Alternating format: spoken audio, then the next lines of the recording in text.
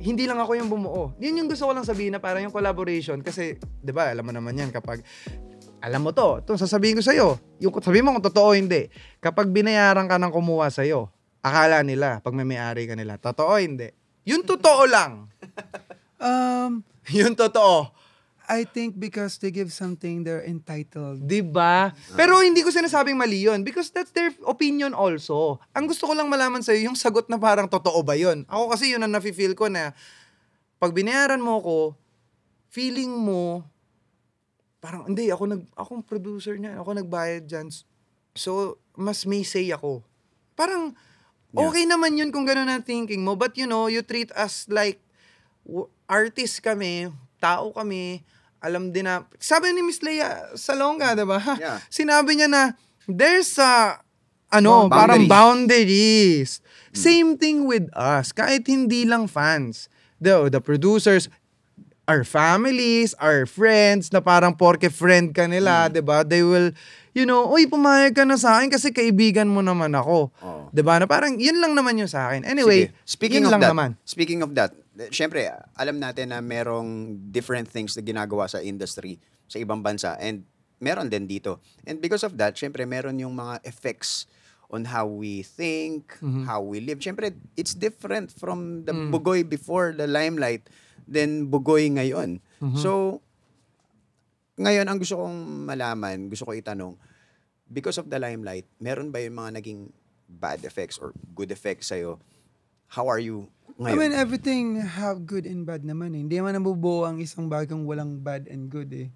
It hones me kung ano ako ngayon because of the situation or ano man mga pinagdaanan ko all throughout my career. It's not always rainbows. What are the good and bad? Good and bad effects for you? Bad effects. Syempre, you have to be careful on all of your actions because you're a public person and you can influence a lot of people. So, ano ang ibibigay mo sa kanilang influence, good or bad? So, you have to consider that as well. Kung yun, you have to be consider and consider mo yung mga ginagawa mo, ihahain sa tao. But for me, ano naman yung mga bad situation na nangyari sa akin all throughout my career, I'm thankful. Kasi hindi naman ako mahuhubog bilang kung ako grabe na naman mabubuo kung hindi dahil dun sa naghubo eh. kung hindi dahil dun sa situation na yon. Kasi 'di ba sabi nga 'di ba in every bad situation you will learn something. Walang losing.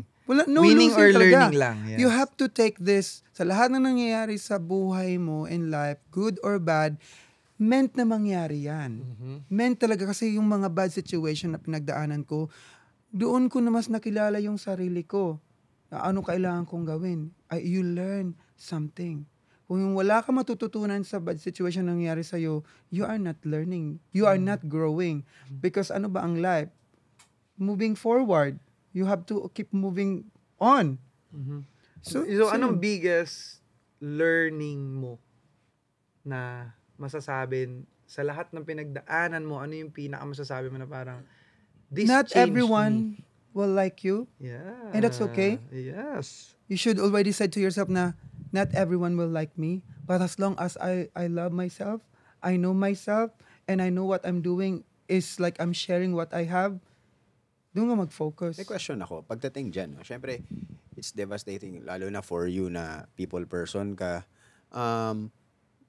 Dumating ka ba sa time na kunyari meron silang mga sinasabing bad things about you? Binabasa mo yun? Oo. Nakwento mo sa akin about your style. Oh, your style. Nung nag-guesting kasi ako noon sa ASAP.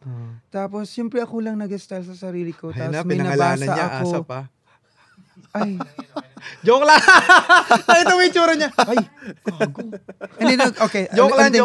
Hindi, pwede yun. Nung nag-guesting ako sa isang TV show, and then may nabasa ako, nagbash akin na ang pangit ko magdamit, ang tsaka na ng mukha, tsaka pa magdamit. So, sabi ko like, okay, if this person sees something, tinake ko siya as a constructive criticism na for me to learn. Kasi alam ko naman kasi that time sa sarili ko na wala talaga. Hindi talaga marunong magdamit. Wala talaga magdamit. So, binili ko lahat dati nung mga magazine ng garage. To learn. And then, internet kung paano yung color pattern. See, it helped me to develop my own That's a great style. way to respond to that. Diba? Diba? Kasi hindi mo pwedeng kalabanin yun eh. Pag may nakikita silang opinion, may sarili ka rin opinion sa sarili mo. Alam mo yan eh. Yes, sir. Take it as a constructive na anong kailangan kong gawin para mas ma-improve ko pa yung sarili ko. It's all about improvement din. Diba? Sa sarili mo. So yun, tinake ko yun na okay lang. Hindi naman ako butthurt doon sa sinabi niya kasi alam ko naman sa sarili ko na hindi talaga pa ako marunong magdamit. So So, yun yun. nga yun, biggest lesson mo is yun. Parang kahit na may sabihin sa'yo na pangit ka magdamit, ito ka, ganyan. It's the way- Natutunan mo ng The way mo ay hahandle yun. ma-love yung sarili mo. Diba? Kung paano mo siya talaga ititake, kung paano yung effect nun sa'yo. Because there's other than na parang na natatamaan yung ego nila. Madami. Because they don't wanna learn because they think sa sarili nila na they already know what they want. They already know kung anong gagawin. Which is, hindi pa nga because may nakikita nga yung ibang tao na something needs to improve. So it depends kung ano yung reaction mo, kung paano mo siya ititake. Pwede Kung minsan paano mo kasi- siya i-absorb.